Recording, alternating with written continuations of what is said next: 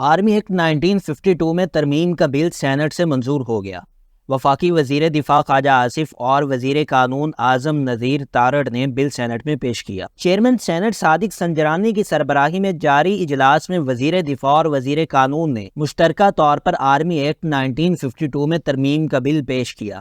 بل کے مطابق سرکاری حیثیت میں پاکستان کی سلامتی اور مفاد میں حاصل معلومات کا غیر مجاز انکشاف کرنے والے شخص کو 5 سال تک سخت قید کی سزا ہو جائے گی۔ تاہم آرمی چیف یا با اختیار آفیسر کی اجازت سے انکشاف کرنے والے کو سزا نہیں ہوگی۔ متن کے مطابق پاکستان اور افواج پاکستان کے مفاد کے خلاف انکشاف کرنے والے سے آفیشل سیکرٹ ایکٹ اور آرمی ایکٹ کے تحت نپٹا جائے گا۔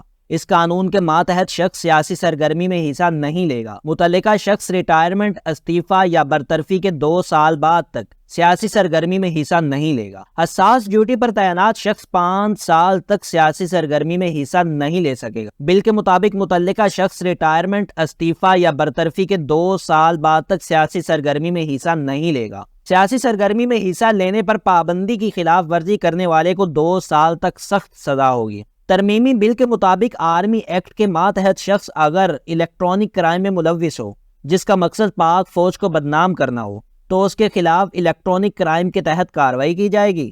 آرمی ایکٹ کے تحت اگر کوئی شخص فوج کو بدنام کرے یا اس کے خلاف نفرت انگیزی پھیلائے، اسے 2 سال تک قید اور جرمانہ ہوگا۔